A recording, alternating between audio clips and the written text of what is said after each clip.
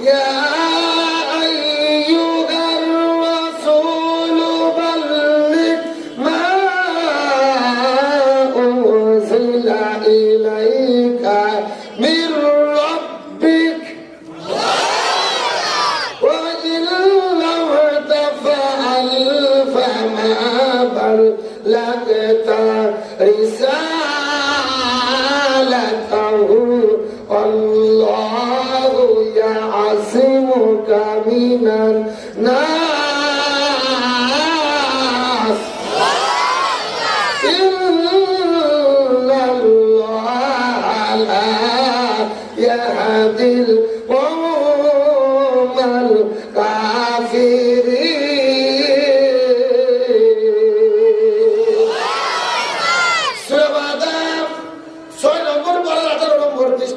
নম্বর line 67 নম্বর আয়াতে কারিমা। তাফসীর ইবনে কাসির, তাফসীরে কাবীর, তাফসীরে কুরতুবী, তাফসীরে মুনীর, তাফসীরে মারিফুল কোরআন, তাফসীরে কাসিম, তাফসীরে তাবারি, তাফসীরে বিজিলালিল কোরআন, তাফসীরে তাফসীরুল কোরআন এই আয়াতের উপর ভিত্তি করে 1 9 2 9 অন্তত 10টা তাফসীরি গ্রন্থ আমি দেখেছি। এই আয়াতের ভেতরে আল্লাহ তাআলা এত পরিমাণ কথা বলেছেন। এই আয়াতের উপর ভিত্তি করে বর্তমান প্রেক্ষাপটকে মিল করে যদি আলোচনা শুরু করা হয়, আলোচনা চলতে চলতে দিনের পর দিন চলে যাবে, মাসের পর মাস চলে যাবে, তারপর আলোচনা শেষ হবে না। জোরে বলা যাবে কি মারহাবা। এটা কোরআনের মুজিজা। কোরআনের আলোচনা শুরু হবে কিন্তু শেষ করা যাবে এটা কার বক্তব্য? আল্লাহ রাব্বুল আলামিন বলেন ওয়ালাউ আন্না মা ফিল আরদি বিশাজারাতিন আকলামুন ওয়াল বাহরু ইয়ামুদ্দুহু মিন বাদিহি সাবআতু আবহুরিন মা নাফিদাত কালিমাতুল্লাহ ইন্নাল্লাহা আজিজুন হাকীম। সূরা লোকমান 21 নম্বর পারা 12 নম্বর পৃষ্ঠা 13 নম্বর লাইন 27 নম্বর আয়াতে কারিমা। তাফসীর ইবনে কাসির থেকে বলতেছি আল্লাহ রাব্বুল আলামিন বলে ও পৃথিবীর মানুষেরা ভালো করে বোঝার চেষ্টা করো, আমি তোমাদেরকে যে কোরআন দান করেছি এই কোরআনের যদি তোমরা একটা শব্দের ব্যাখ্যা করতে চাও চিৎকার করে বলেন তো দেখি কয়টা শব্দ? আরো জোরে। জোর হলো না।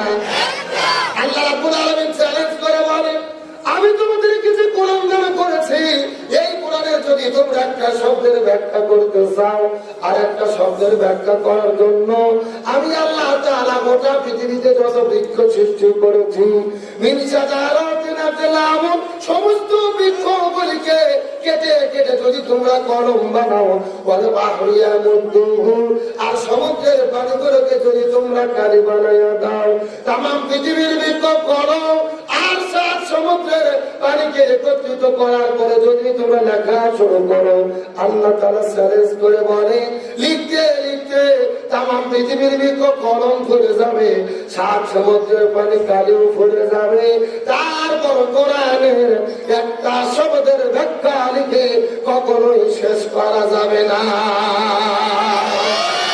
আচ্ছা মানুষ বলো দেখি রাত্রি কেন কালো, সূর্য বলো কোথা থেকে পাইল এত আলো, ফুলগুলো নানান রঙের কেমন করে হয়, পাতাগুলো সবুজ বটে ফুলের মতো নয়, দুধ কেনে এত সাদা মরিচ কেনে ঝাল,